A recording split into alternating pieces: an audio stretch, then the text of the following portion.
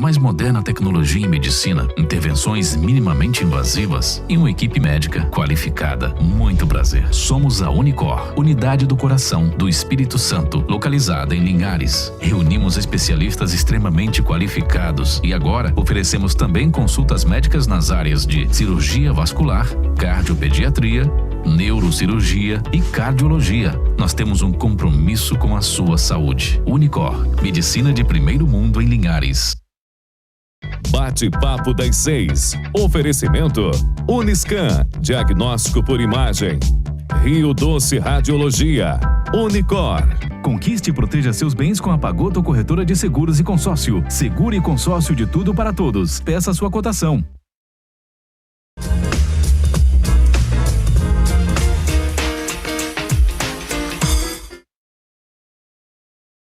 Olá, boa noite. Eu sou o Dr. Juliano Gama, né? É com muito prazer que hoje estamos aqui no Bate-Papo das 6. É um dia especial hoje, né? Primeiramente agradecendo, claro, os nossos patrocinadores, o Unicor, 18 anos já na cidade, né? O Rio Doce Radiologia, a Uniscan. E o prazer maior pelo LMC, né? O novo hospital do Espírito Santo, o novo hospital da cidade, que faz 1 ano de funcionamento e cada vez mais faz parte do presente, né, da nossa cidade, cada vez mais ganha a confiança do cidadão linharense e do cidadão espírito-santense, né? Então, preparamos um vídeo, né, que será exibido agora em homenagem a esse primeiro ano de funcionamento do LMC.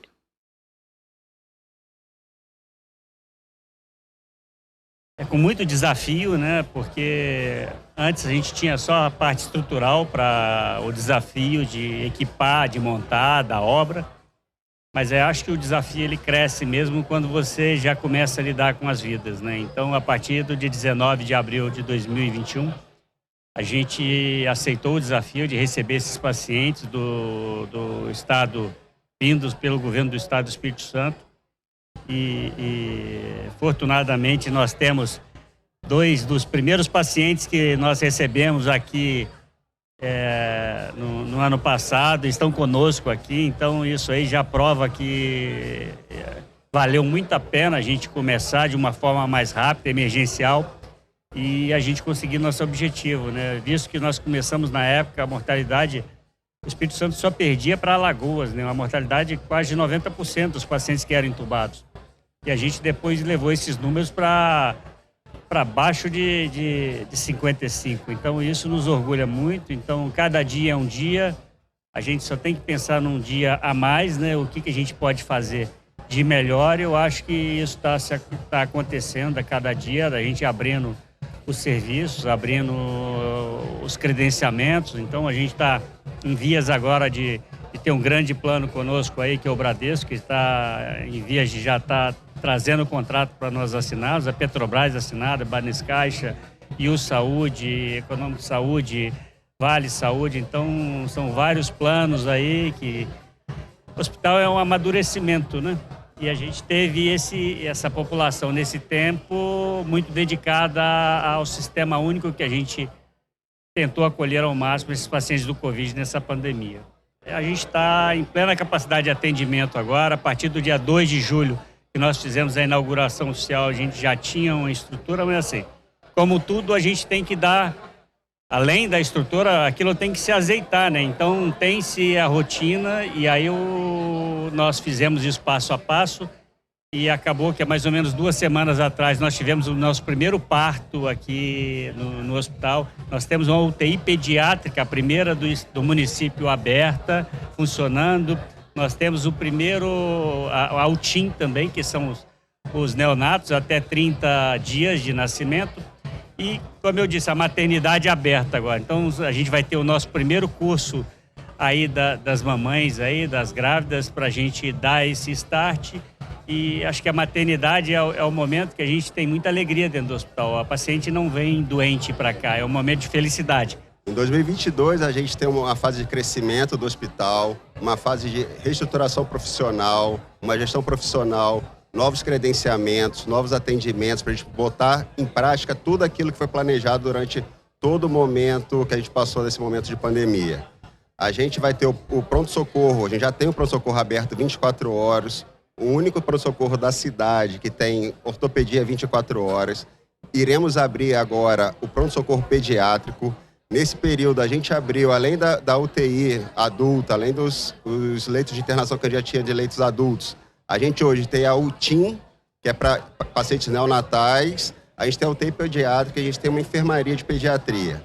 Com isso, a gente tem todo um planejamento de crescimento, planejamento de atendimento emergencial, no menor prazo de tempo, com a melhor qualidade de atendimento possível, para atender toda a população de Linhares da região. Isso a gente é um valor, é uma coisa que a gente preza aqui no LMC, é uma coisa que a gente tem certeza que a gente pode oferecer. Antes um pouquinho só vai falar, a gente hoje tem 200 colaboradores trabalhando conosco diariamente, a gente tem toda uma preocupação do atendimento médico especializado, pegando os melhores profissionais, não só do Espírito Santo, como de fora do estado. E não poderia ser diferente a gente cuidar da saúde também do LMC como uma empresa, como uma companhia. Eu vim de São Paulo e tenho uma experiência full time aí na área da saúde, trabalhei em grandes empresas e sempre com uma visão de melhorar os processos e de trazer um lado atendimento humanizado, eficiente, né? Então, minhas últimas passagens foram pela Redditor, que é uma grande rede de hospitais, e o Hospital AC Camargo. E quando eu vim para o LMC, eu entendi que eu poderia agregar muitas das coisas que eu apliquei, né, ao longo da minha carreira aqui, porque é um hospital que está com uma infraestrutura de primeiro mundo, profissionais competentíssimos, um fluxo para o paciente muito otimizado, né? Então, o tempo de internação encurtado, toda a infraestrutura de modo geral preparada para atender esse paciente da melhor forma, e que a gestão aí seria só um pitaco a mais, né? Mas obviamente a gente traz tudo aquilo que a gente aprendeu e o que os profissionais tão competentes aqui já fizeram ao longo desses anos e ao longo do projeto também, né? Porque o projeto foi muito bem especificado e olhando para o bem-estar do paciente, olhando para toda a cadeia de humanização do paciente, tá? Porque eu não conhecia Linhares, né? Então eu conheci a cidade, vim por Vitória, mas eu percebi que aqui a gente tem os melhores fornecedores participaram desse projeto.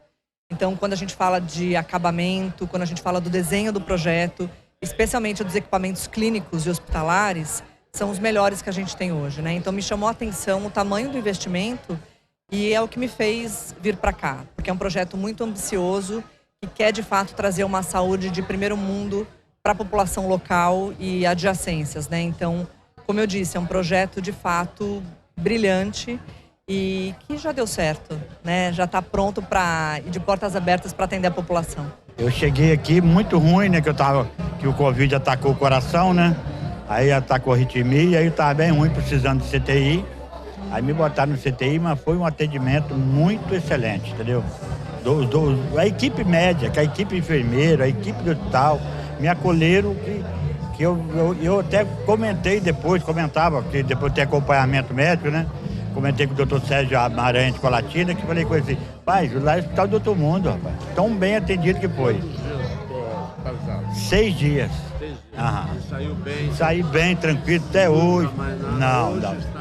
Tô tranquilo hoje, entendeu? Família tudo, agradecida. Nossa, minhas filhas, minha esposa, tudo agradeceram muito. Com um quadro crítico, eu fui internado dia 9 de abril em São Gabriel da Palha. No dia 14 de abril, o próprio hospital de São Gabriel me transferiu pro Silvio Avidos, em Colatina. E na madrugada do dia 20, eu dei entrada nesse hospital, 1h20 da manhã. Tá fazendo 1 ano. E eu vim de lá para cá entubado. Eu fui entubado, fiquei 7 dias entubado.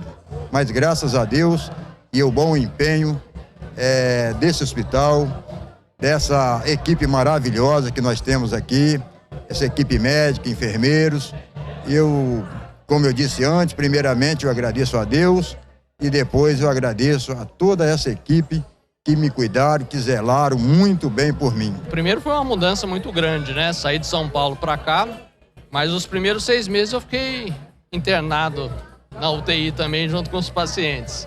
Foi um período de muita luta, muita batalha, mas eu sabia quando eu vim para cá que isso ia acontecer. Eu acho que em um ano nós construímos muito, você tem uma ideia, tratamos mais de 1.200 pacientes nesse ano, ultimamente não só Covid.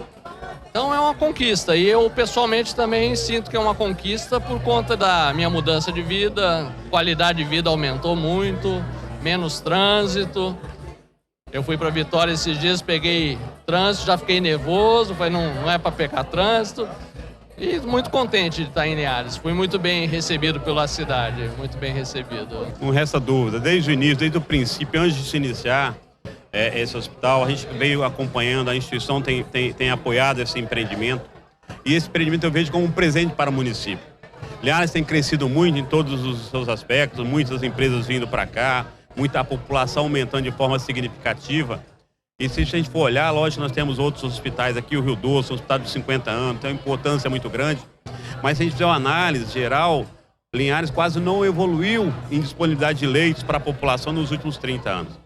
Esse hospital vem para dar segurança e sustentação. Os novos empreendimentos estão vindo para Linhares. Então, parabéns a toda a administração, a gente fica muito feliz por estarmos aqui em Linhares, ter uma segurança hospitalar nessa magnitude. Então, assim, parabéns aos idealizadores, os investidores e parabéns a todos os profissionais que aqui trabalham.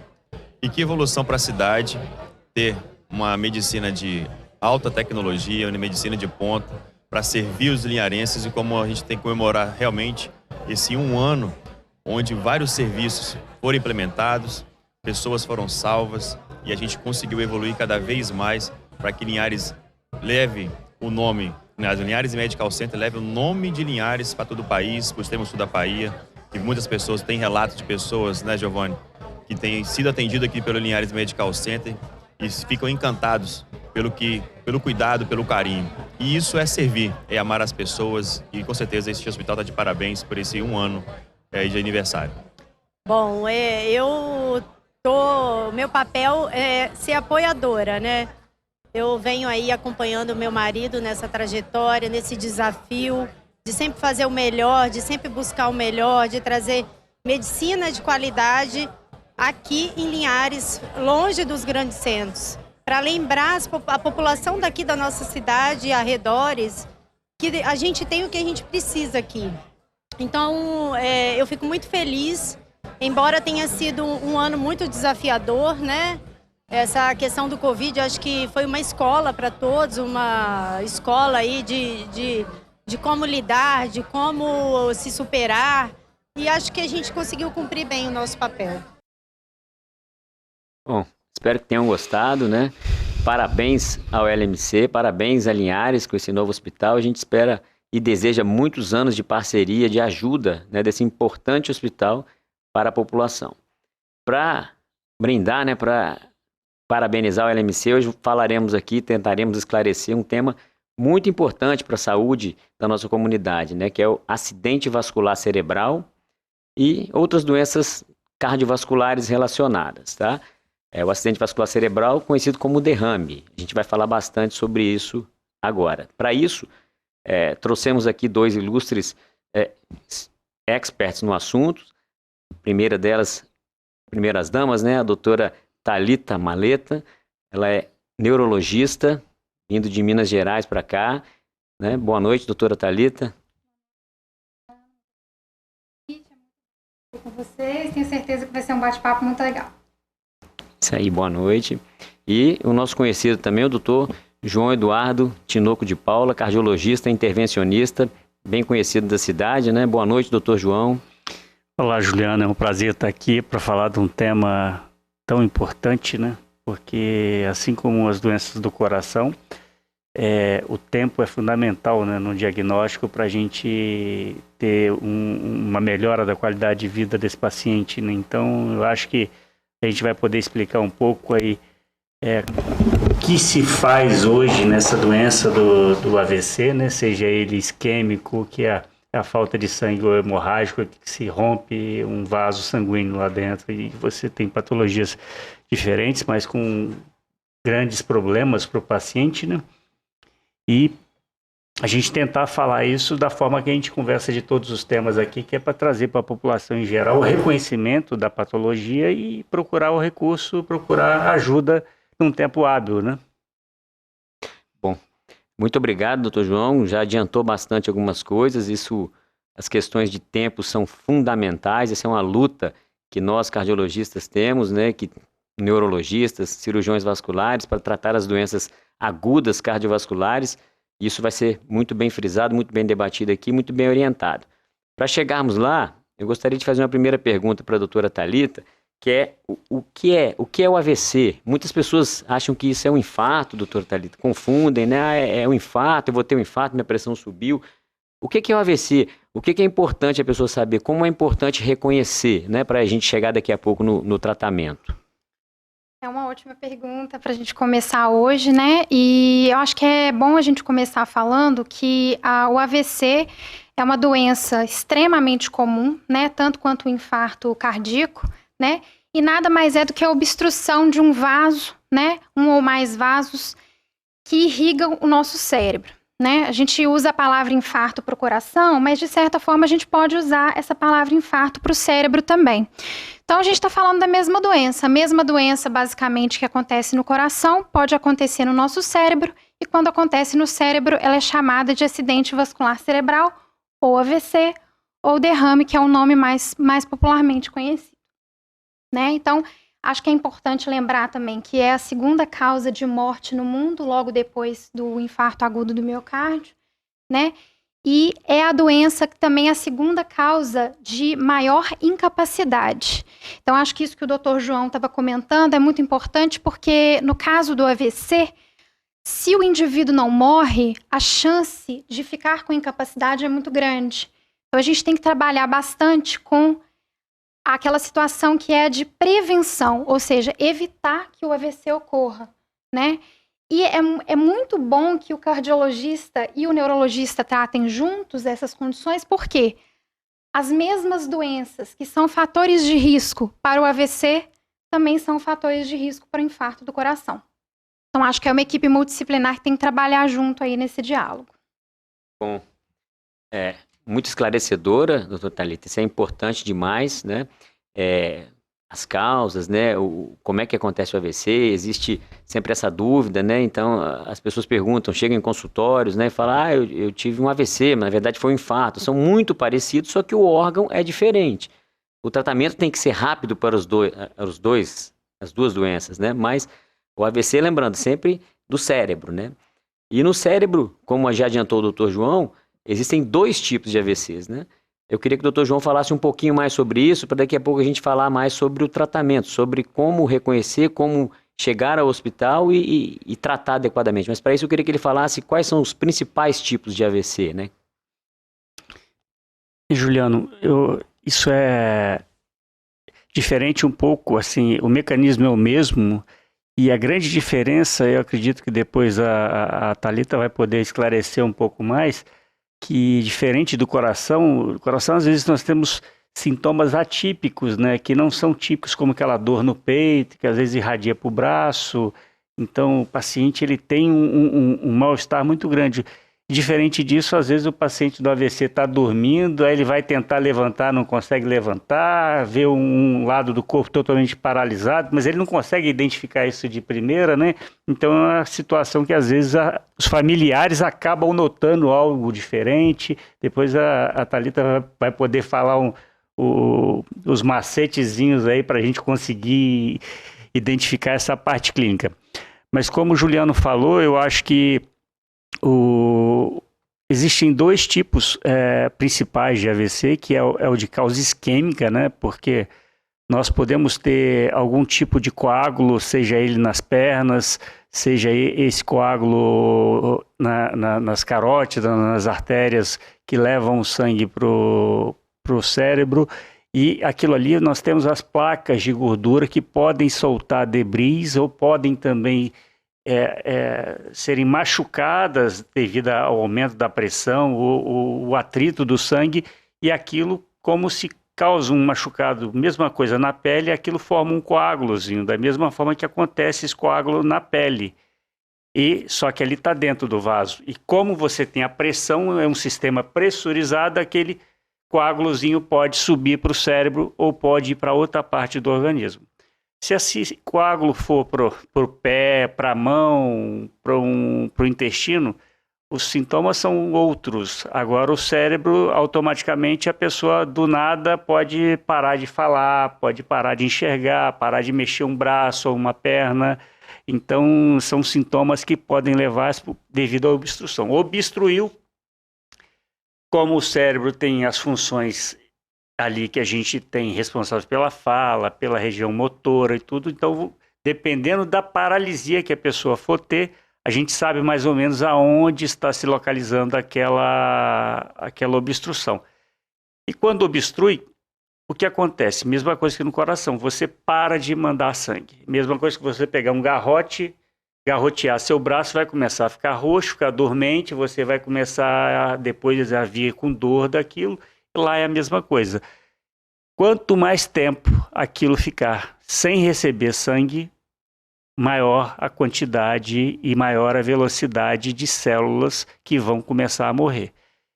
E a gente pensando nisso, depois nós vamos falar do possível tratamento, que é para a gente conseguir desobstruir aquilo de forma mecânica, que é com dispositivos que precisam ser inseridos intra-hospitalares para retirar aquele coágulo, ou farmacológico, que são drogas que dissolvem aquele coágulo. Mas antes de tudo, como o Dr. Juliano falou, nós temos o outro tipo de derrame também, que é o AVC hemorrágico. E geralmente, principalmente nas pessoas que têm histórico familiar, tem uma predisposição maior de ter um aneurisma cerebral, é no caso da ex-primeira-dama do país, a Letícia, Sim, né? Marisa Letícia, esposa do ex-presidente, que se identificou um aneurisma cerebral, optaram por não fazer o tratamento e de um dia para o outro ela teve um sangramento. Quando chegou na unidade já não tinha mais o que fazer.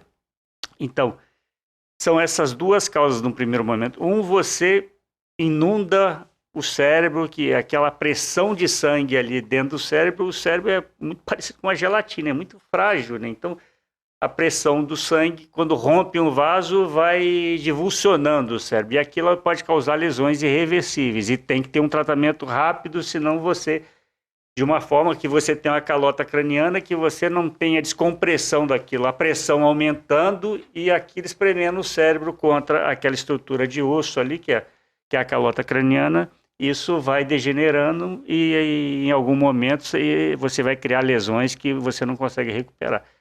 Em contrapartida, o outro que causa a isquemia, falta sangue, também vai causando esse edema ali, e se de alguma forma não for tratado, muitas das vezes você vai desabilitar um jovem, né? Então, até eu vou passar a pergunta aqui de responder para o Dr. Juliano, e o coração são duas especialidades aqui que trabalham em sinergia, né, Juliano? Porque quando você tem problemas nas válvulas, por isso é importante o papel dos exames como o ecocardiograma, o Doppler, para avaliar a alteração do fluxo, se tem placas ou não. E esse problema das válvulas que vai levar no coração, ou até mesmo as doenças congênitas, os defeitos congênitos que favorecem a migração dos trombos formados na parte venosa da perna, que podem passar pelo canalzinho e também causar um transtorno nesse em pacientes jovens, né? Bom, foi muito boa a resposta do Dr. João, né? E sobre o tocante da causa, né, do AVC, isso é sempre importante buscar. Um AVC, tendo um AVC, se a gente não identificar o mecanismo exato, a chance da pessoa ter um novo AVC, a doutora Thalita vai falar também em seguida, é muito alto. Então é importantíssimo a gente saber o que aconteceu com aquele AVC, por que obstruiu a artéria do cérebro. Vamos falar sobre isso porque essa obstrução da artéria do cérebro é 80% dos casos do AVC. Então, de 10, 8 casos serão por obstrução. E muitas vezes a gente consegue se descobrir de onde veio essa obstrução, né?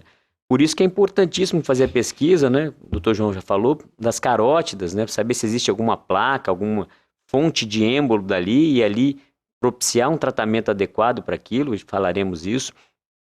É importantíssimo hoje em dia rastrear o coração.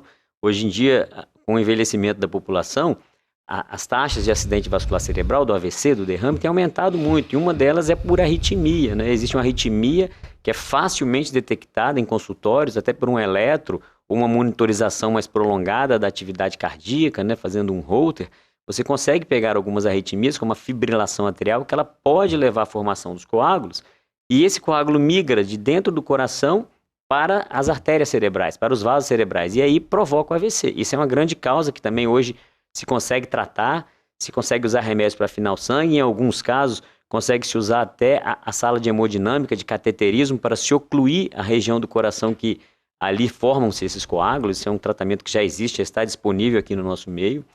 Existem também, como o Dr. João falou, facilmente identificados pelo ecocardiograma, alguns defeitos congênitos, como por exemplo o forame oval, que pode acontecer até 25% das pessoas, mas que dependendo da característica desse forame oval e se a pessoa teve um AVC já, ou um ou dois, é muito conveniente que se feche, que se oclua esse forame, né, para impedir que esse coágulo de sangue migre de um lado para o outro do coração e assim atinja a circulação cerebral.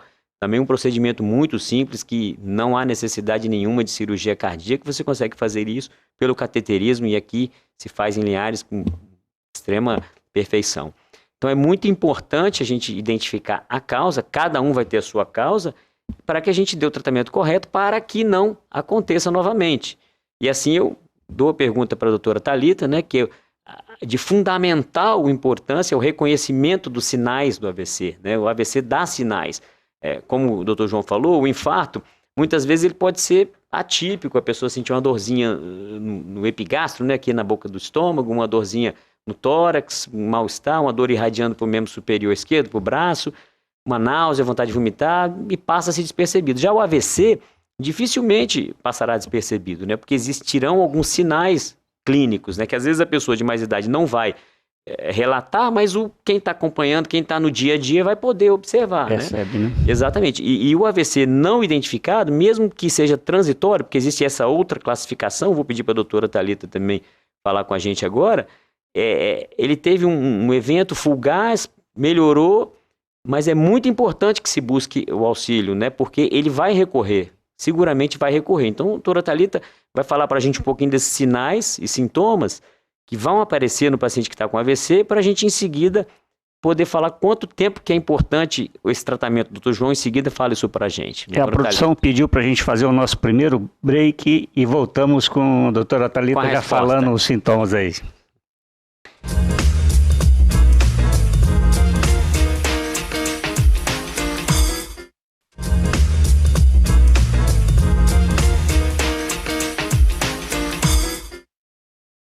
Bom, boa noite novamente, voltamos. E agora a resposta à nossa pergunta anterior. A doutora Thalita vai ter o prazer de nos informar. Doutor Juliano, obrigada pela colocação, pela pergunta. Acho muito importante. Eu vou pegar um gancho um pouquinho do que o doutor João falou também, porque a grande dificuldade que nós temos no AVC é que o nosso cérebro, ele tem muitas funções, diferente do coração, né? Não desmerecendo o coração, mas o cérebro, ele é uma estrutura muito, muito nobre, muito complexa. Então, cada milímetro do cérebro tem uma função diferente.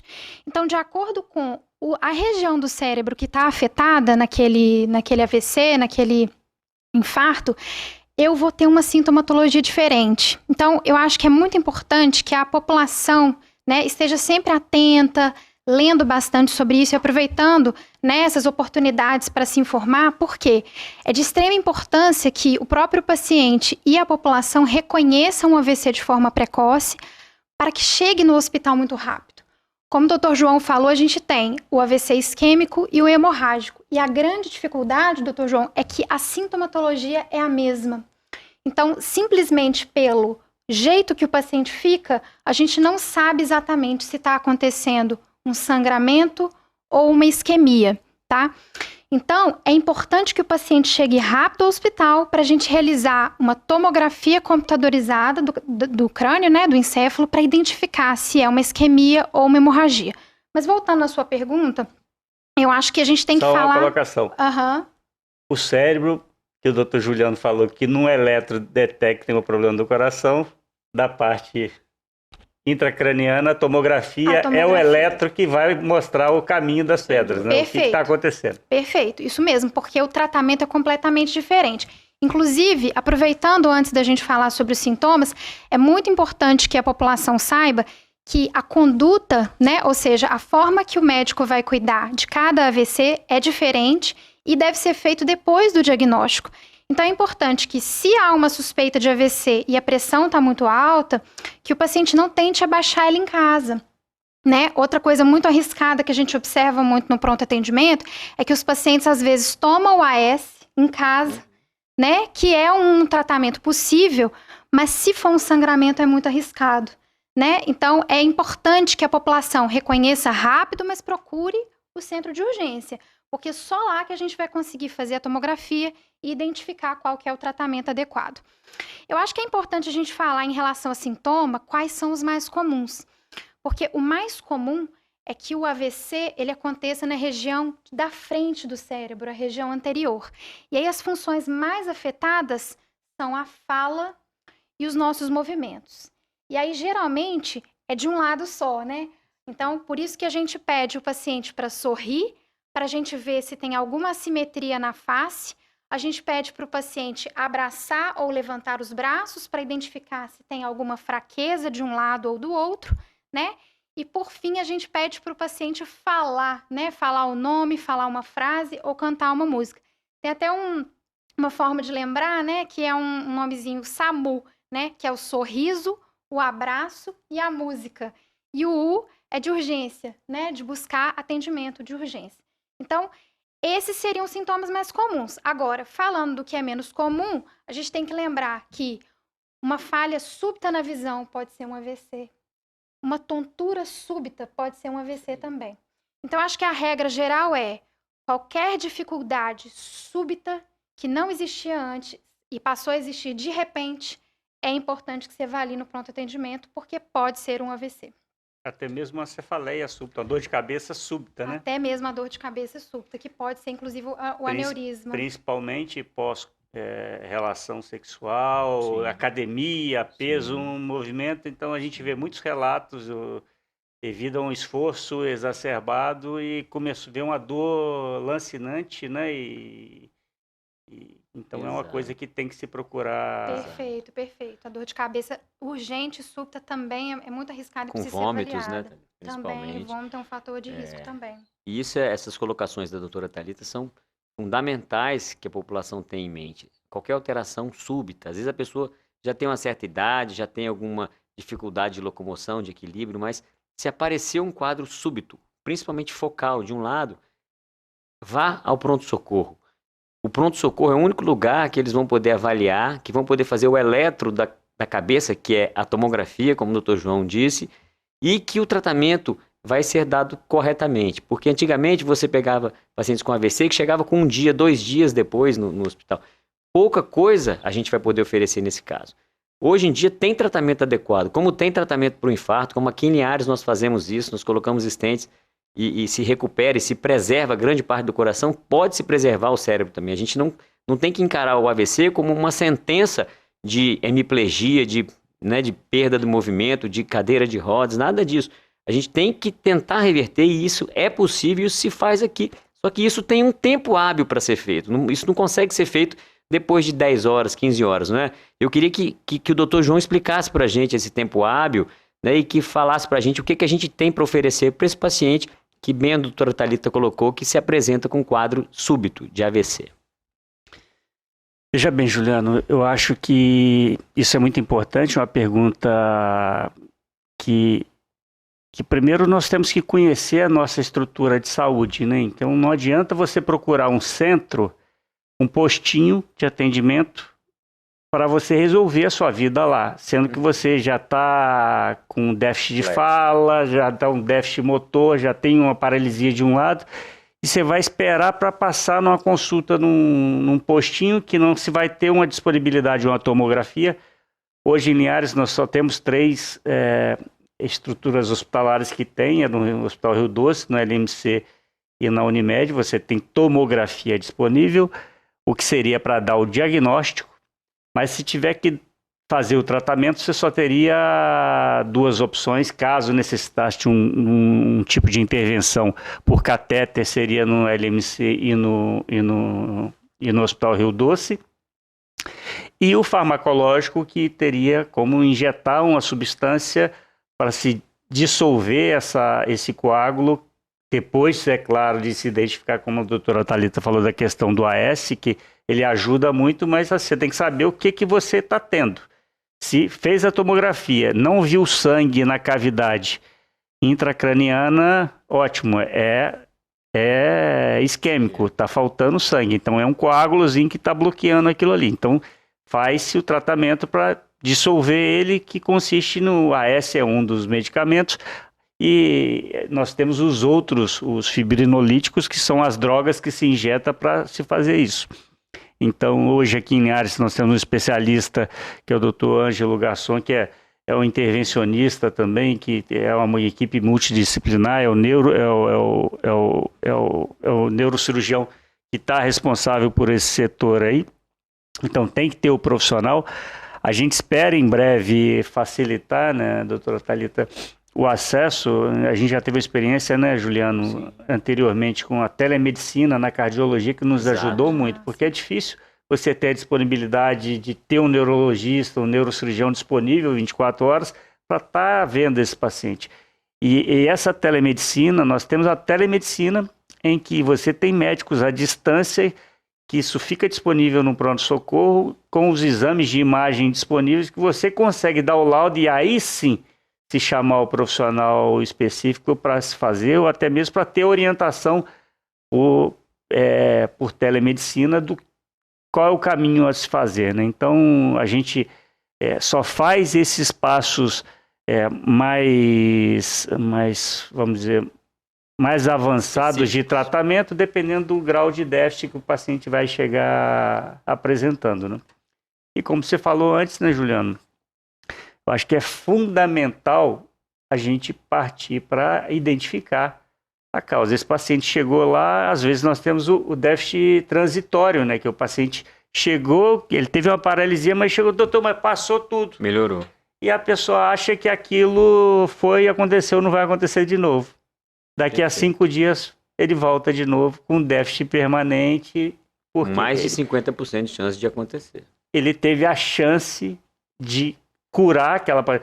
O bom, né, Juliana, que a gente consegue curar muitas dessas patologias. A gente não está falando em tratar o problema em si, que a gente consegue fazer isso, como eu falei, tanto na questão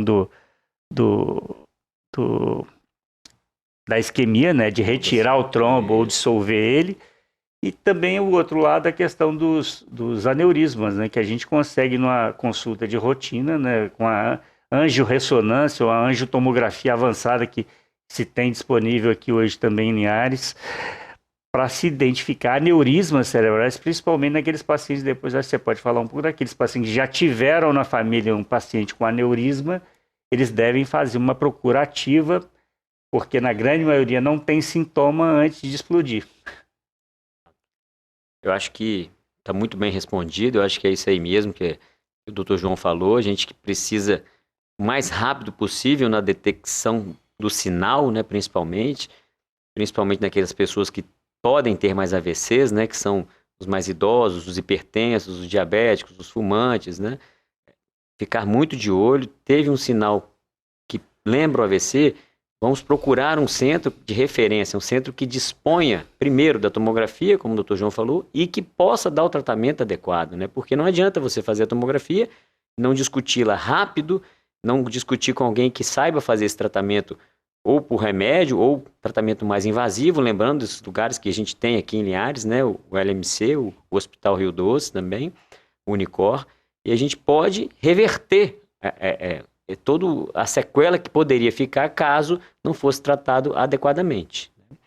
E, puxando também esse gancho do Dr. João, né, do tratamento da causa, né, de se evitar de ter, eu queria que a doutora Thalita falasse um pouco mais para a gente sobre isso, sobre a prevenção do AVC, em quem que esse AVC pode dar mais, o que as pessoas podem fazer para se tentar evitar, em quem que a gente deve rastrear, em que pessoas que a gente deve fazer determinados exames, para que a gente possa, né, tentar impedir que o AVC aconteça. Lembra que o AVC mata 11 pessoas por hora no Brasil, tem 25% de mortalidade, uma doença com mortalidade alta, muito parecido com o AVC do coração, né? Do infarto do coração, né? Então eu queria que a doutora Thalita falasse sobre isso, sobre a detecção precoce, sobre a prevenção. A produção pediu para ela falar no terceiro bloco, então Obrigado, daqui a pouco João. a gente volta.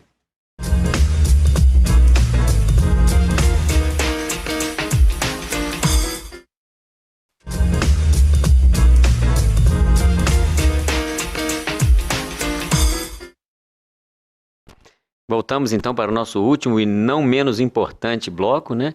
E queria que a doutora Thalita esclarecesse para a gente sobre a prevenção, né, do AVC, sobre os fatores de risco que podem levar ao AVC.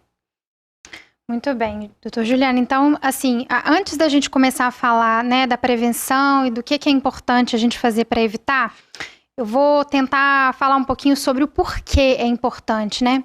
Então, como a gente comentou lá no início, o acidente vascular cerebral, ele é a segunda maior causa no mundo de incapacidade, né? Então, a incapacidade é o quê? Aquilo que faz a gente viver pior, parar de trabalhar, perder a nossa funcionalidade, perder a nossa independência, né? Então, às vezes eu falo muito com os pacientes, por que prevenir o AVC, né? Por que a gente não pode ter o AVC? Porque o tratamento é muito complexo, é muito difícil. E você ficar, às vezes, preso numa cama ou dependente de outras pessoas, né, para fazer, para ter a sua independência, a sua rotina, isso é muito ruim, pode causar outras complicações. Então, assim, o mais extremo, né, seria o paciente que fica acamado, né, aquele paciente de fato que perde a capacidade de andar, que perde a capacidade de comer sozinho, de tomar banho, isso é o que tem de mais dramático, né. Mas, como a gente conversou, a sintomatologia é muito variada. Então, os pacientes também podem perder a capacidade de se comunicar verbalmente, de falar, né? Alguns pacientes podem ter uma perda de visão, também seletiva. Isso pode ser também extremamente debilitante. E, a longo prazo, alguns pacientes podem desenvolver demência, né? Existe um tipo de demência, que é a demência vascular, né? Ela está entre as causas mais comuns de demência, junto com a demência por doença de Alzheimer. Então, é importante a gente pensar nas complicações tardias também, né? Então, essa incapacidade do AVC, ela é importante a gente lembrar e lembrar por que é tão importante preveni-lo, né? E aí eu gosto de falar dos 5 fatores preveníveis, né? Que enche uma mão e que permite a gente lembrar quais são, né? Então, o primeiro deles seriam as taxas de colesterol, né? Então, por que é importante? Por que os médicos, os cardiologistas, os clínicos fazem aquele rastreio, né? E às vezes os pacientes pedem assim, eu queria fazer um check-up, né? Um exame de rotina. Por que a gente inclui, né? Principalmente nos pacientes mais velhos, o valor do colesterol? Porque o colesterol elevado, ele é um dos fatores que aumentam o risco de AVC. O segundo seria a hipertensão, né? Os níveis de pressão. Então, manter os níveis de pressão controlados é muito importante para a prevenção do AVC. O terceiro fator seria a obesidade, né? Então, o ganho de peso, principalmente essa obesidade central, né? Que gera a síndrome metabólica, né? Tá faltando o quê? O diabetes, então os níveis de glicose no sangue também tem que ser bastante controlados. E, por fim, não menos importante, o vilão, que é o cigarro. Né? Então, esses são os fatores modificáveis, porque tem aqueles que não se modificam, né? Que é a idade e a nossa genética. Isso não tem como a gente mudar. Mas esses 5 fatores precisam ficar, né, na cabeça aqui nossa e dos nossos pacientes, dos telespectadores, para que a gente consiga realmente evitar essa doença tão grave que é o AVC. E atividade física, né, doutora Thalita? Importantíssimo também, sedentarismo. Para que a gente possa prevenir o AVC. Perfeito. A atividade física, que inclusive, você pode falar até melhor que eu, pode melhorar o controle dos níveis de pressão, diminuir o diabetes, né, controlar o colesterol, então afeta nisso tudo que a gente conversou aqui. Alguma coisa, doutor João? Alguma particularidade a mais na prevenção? Eu acho que a prevenção é aquilo que nós falamos, né? Às vezes a pressão alta, você nunca vai ter sintoma, né? Então, o paciente às vezes acha que ele vai precisar ter um sintoma de dor de cabeça e tal para estar com a pressão alta. E só bastaria ele fazer uma mensuração de rotina para ver se está acima de 13/8 aí, que aí a gente já teria uma pressão. Mas eu tenho uma pressão alta, mas não é muito alta não, né, Juliana? A gente sabe muito bem que ela É aquele água mole, pedra dura, tanto bate até que fura, né? Então, a longo prazo, a gente vai ter esse dano. Mas, assim, é uma situação que a gente tem muito controle, como você disse lá no início, é uma doença muito grave, que eu acho que ela tem que ser, eu acho que os familiares têm que valorizar muito esse sintoma, tem que, identificando, tem que falar com o médico mesmo de uma forma de urgência. Esse é o paciente que precisa ir para o pronto-socorro. Esse é o paciente que precisa ir para o pronto-socorro, não é o paciente que está com uma febrezinha, uma dorzinha de garganta, não, é o paciente com dor no peito e com desabilitação motora ou com déficit motor, de fala, esse precisa, tempo é cérebro, tempo é músculo. Quando a gente leva para o coração, tempo é músculo do coração e no cérebro, tempo é cérebro. Quanto mais tempo ficar fechado, mais dano você vai levar a esse paciente. A gente vê casos fantásticos, pacientes chegaram totalmente desacreditados, se faz o procedimento, seja ele com fármaco invasiva, com medicamento ou com a introdução de um catéter que a gente coloca o stent retriever, uma malha de stent que você abre ela, o trombo entra dentro dela e você aspira e tira por completo aquele coágulo e na hora o paciente volta a falar, volta a mexer o braço. Então é muito gratificante, visto que isso antigamente era uma coisa impensável. Sentença. Hoje a gente consegue prolongar um pouco mais o tratamento. Antes tinha-se um tempo hábil de 3 horas para se fazer isso, depois foi se aumentando para 6, para 12, hoje até 24 horas, dependendo de alguns critérios, por isso é importante o especialista estar envolvido.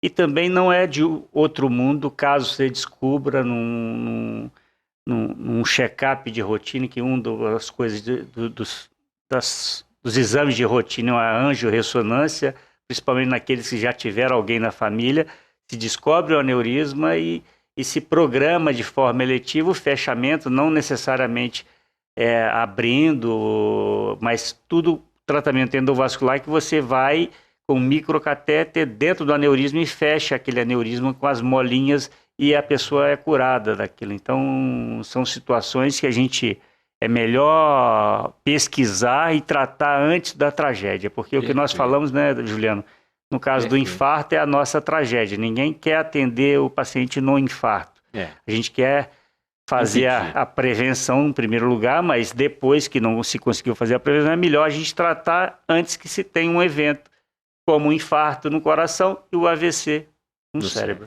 No caso, inclusive, dos aneurismas, doutor João, que o senhor comentou, acho que é importante a gente saber que para pacientes que têm 2 ou mais familiares, né, de primeiro grau, né, diretos, primeiro até segundo grau, com história de aneurisma, é importante fazer a investigação. Então, são esses casos em que os pacientes precisam realmente buscar o especialista, fazer o exame de rastreio. Então, se tiver 2 ou mais familiares, né, de primeiro até segundo grau com história de aneurisma, é importante fazer a investigação de toda aquela família. Perfeito. Eu acho que poderíamos ficar aqui mais 1 hora, tema extremamente interessante, muito enriquecedor. Acho que a gente pode esclarecer, conseguimos esclarecer muitas dúvidas para que a população perceba o que é e busque o tratamento adequado e que também previna, né? Trate a pressão, não fume, faça atividade física, trate o diabetes, para que a gente diminua cada vez mais essa trágica doença e as incapacidades que ela promove. Então, eu queria agradecer aqui especialmente ao Dr. João, a doutora Thalita, pelo tempo dedicado aqui para esclarecer a população e muito boa noite a todos.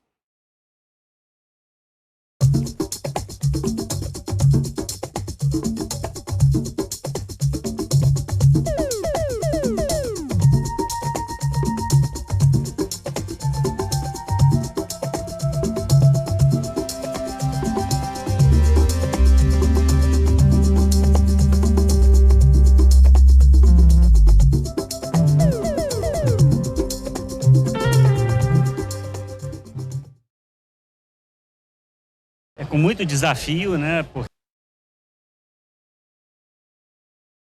Bate-papo das 6. Oferecimento Uniscan, diagnóstico por imagem. Rio Doce Radiologia.